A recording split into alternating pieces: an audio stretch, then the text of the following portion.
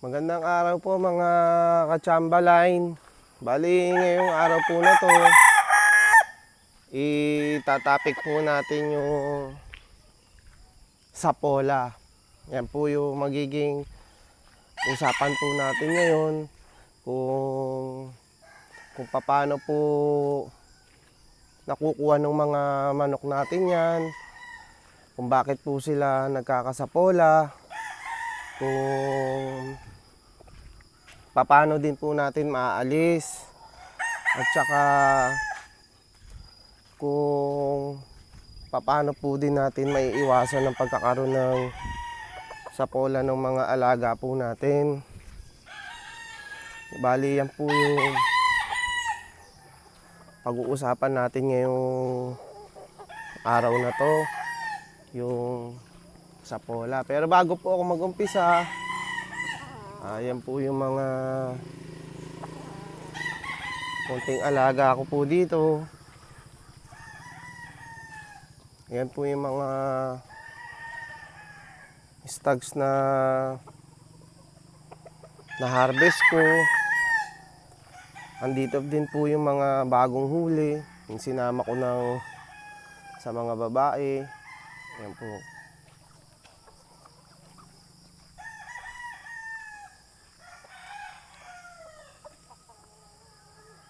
Ayan po.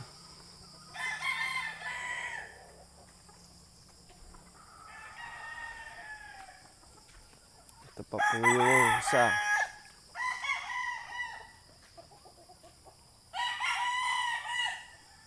Dito pa po yung iba.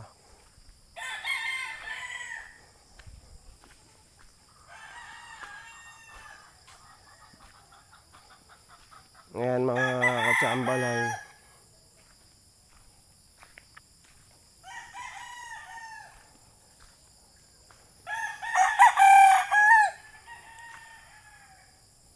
Umpisa na po tayo mga ka-Chamberlain. Panoorin po ninyo ito. Magandang araw po sa inyong lahat mga ka-Chamberlain. Ngayong araw po na ito, pag-uusapan po natin yung sapola. Ano po ba yung sapola? Paano po ba natin na malalaman kung merong sapola yung manok natin? Paano nagkakaroon nito? Bali, kapag po na-overfeed po tayo, lalo na po para po ito sa mga manok na nakakulong lang. Pag na-overfeed po tayo, nasosobrahan po yung pagbibigay natin ng pagkain, na hindi nasusunog ng katawan ng manok yung ibinibigay natin, tumataba po sila. Yung pagtapa po nila para pong sa tao din, siyempre pag sobra sa kanin, wala naman tayong ginagawa, lumalaki po yung tiyan natin. Sila naman po, walang masyadong activity dahil nakakulong. Yung pagkain na ibinibigay natin, hindi nila nasusunog. Nagkakaroon po sila ng taba sa bandang puwitan po nila. Mapapansin nyo po, yung iba, parang ang puwit, parang mga bibi na matambok.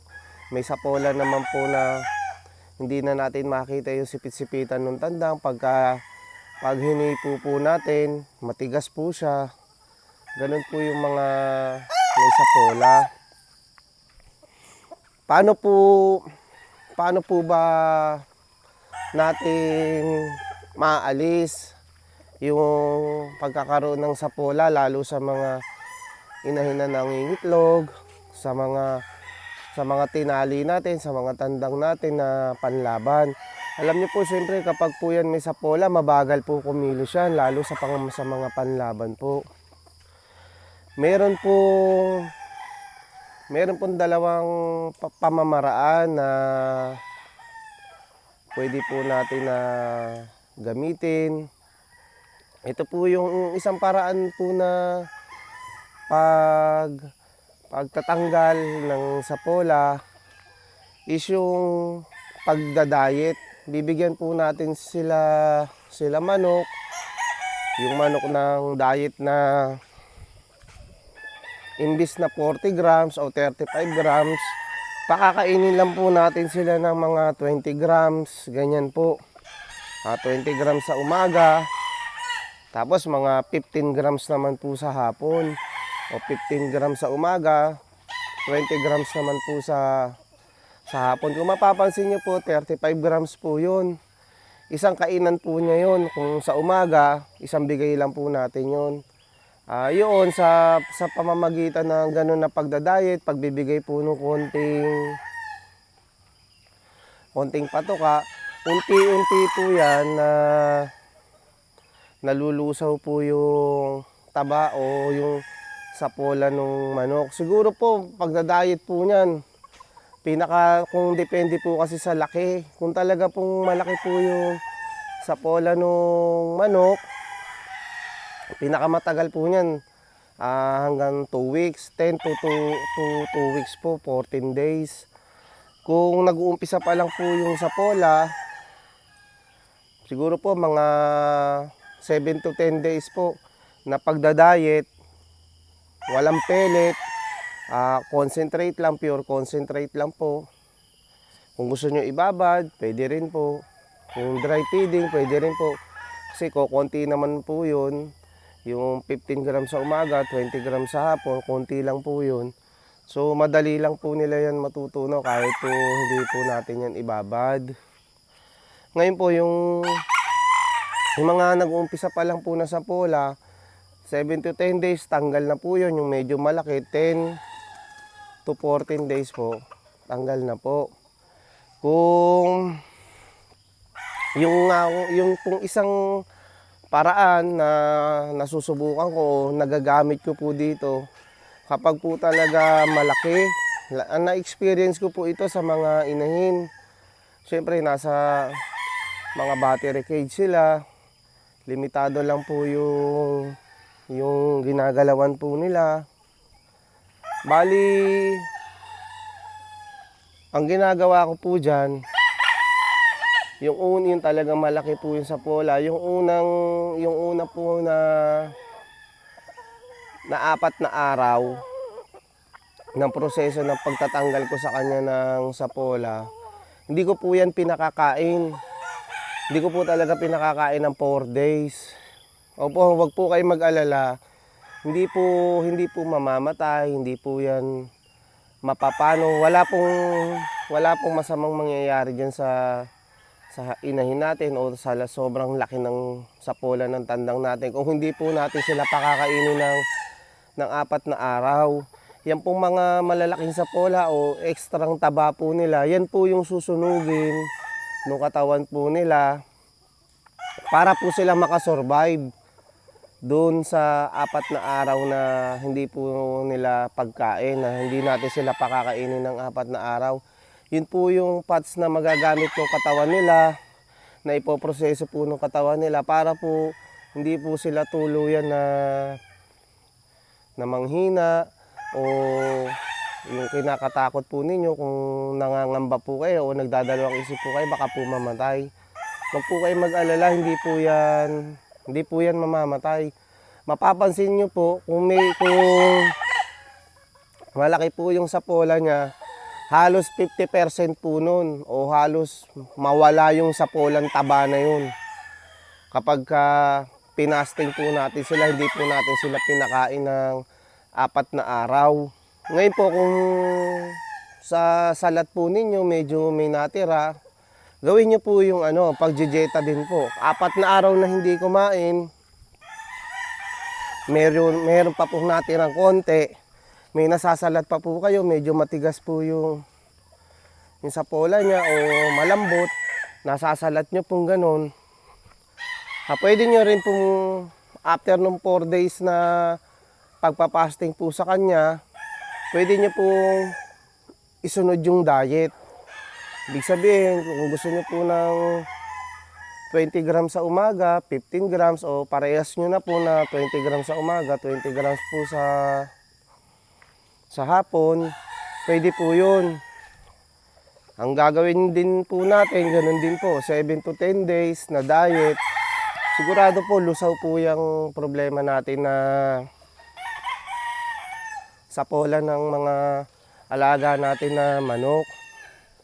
Ngayon po, paano naman po natin yan na maiwasan pagkatapos ko pong banggitin po sa inyo kung saan nila nakukuha, kung paano po natin yan aalisin. Ngayon po, babanggitin ko naman po kung paano po natin maiiwasan yung pagkakaroon po ng sapola ng mga alaga po natin.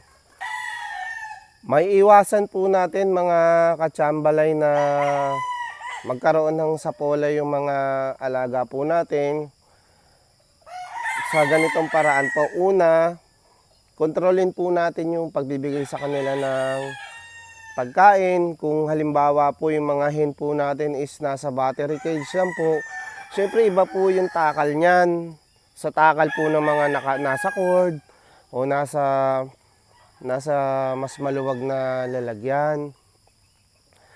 Kung nandyan sila sa mga battery cage, iwasan lang po natin na ma-overfeed po sila. Kung kailangan lang po, kung regular po yung binibigay is 35 grams sa mga inahin po ninyo, bawasan po ninyo yun. Kahit na sa umaga, konti lang po binigay nyo, kahit mga 30 grams o 25, sa hapon, kahit na 35 po, wag nyo na pong iparehas. Kasi po, limitado lang po yung space niya, wala masyadong activity, hindi masyadong gumagalaw. Yung metabolism mabagal, ma-stack yung energy sa katawan, tataba, magkakasapola po. Sa mga tandang din po, ganun po. Mas maganda po na everyday kung nakakulong lang po sila o ang setup po ng pag-aalaga natin ng manok is kulungan, scratch pen.